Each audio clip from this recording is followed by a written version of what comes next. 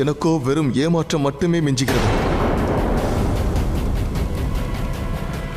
நான் எனது திறமையை தங்களுடன் இந்த கைலாயமும் உடன் மகாதேவரும் காண வேண்டும். தாங்கள் என்னதான் என்னிடம் கூறினாலும் நான் தங்களுடைய புதல்வர்களில் ஒருவன்தான்.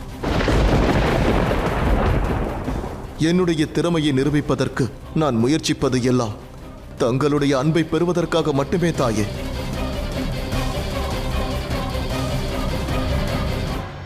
எனக்கும் ஒரு வாய்ப்பளியுங்கள் தாயே.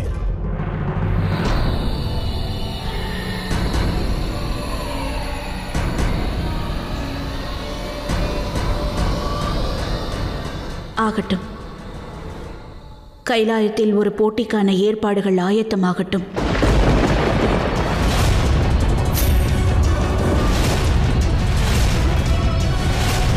தாங்கள் அனுமதியும் அளித்து விட்டீர்களா தாயே?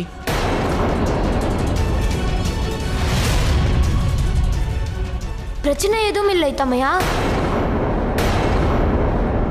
கைலாயத்தில் அனைவரும் சரிசமமாகவே நடத்தப்படுவார்கள். அதிலும் தமையா அந்தகன் சிவனின் அம்சமாவார். அதனால் தாயாரின் முடிவு முறையற்றதல்ல. நாம் இந்த முடிவை மதித்தாக வேண்டும். ஆகட்டும். அப்படி என்றால் இந்த போட்டிக்கு நானும் தயாராக உள்ளேன்.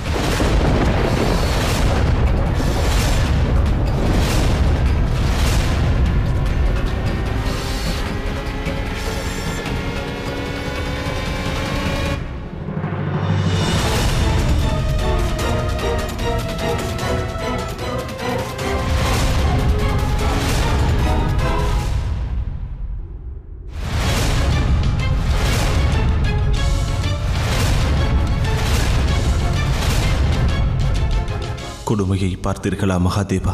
எவனால் கண்களால் காண இயலாதோ அவனால் இப்பொழுது அவன் தாய் அவன் மீது கொண்ட அன்பினால் என்னவெல்லாம் சாதிக்க இயலும் என்பதை காண்கிறான். காலத்தை தாண்டியும் காண இயலக்கூடிய அந்த மகா காளியினால் தன் புதல்வனின் அன்பினால் எதையும் காண இயலவில்லை. இதுதான் சங்கடத்தின் விளக்கம் நாராயணா. அந்தகன் ஒரு நபர் அல்ல, அவன் ஒரு மனநிலை ஆவான், சிந்தனையுமே ஆவான். அந்த மனநிலையின் முன்பாக அனைவரும் தோற்றுப் போவார்கள். அதற்கு மகாகாளியும் விதிவிலக்கல்ல. இது மகாகாளிக்கு ஏற்பட்ட மிகப்பெரிய பரீட்சையாகும்.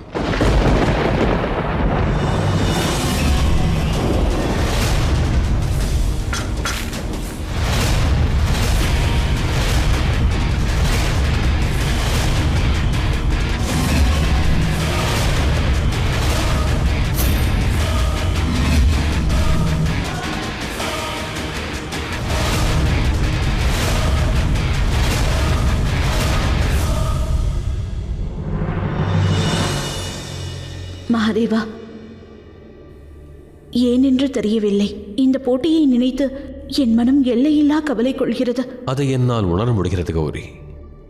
இரு புத்திரர்களும் மோதிக்கொள்ளும் போது எவரொருவர் பாதிப்படைந்தாலும் அவரது அன்னைக்கே அதிக துன்பம். ஆம் மகாதேவா, ஆனால் நான் இந்த போட்டியினால் அல்ல, இந்த சம்பவத்திற்கு பிறகான சம்பவத்தை நினைத்து நான் கவலை கொண்டுள்ளேன். இப்பொழுது நாம் யுத்தத்தை ஆரம்பிக்கலாம்.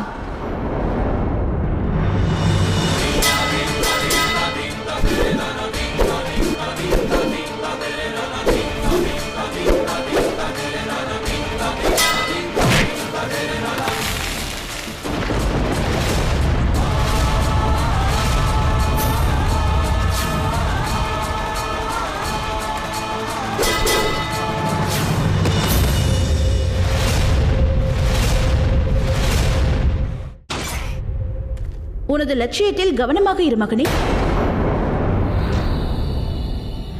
அந்தகன் ஏன் என்னிடம் எளிதாக தோற்க விரும்புகின்றான்?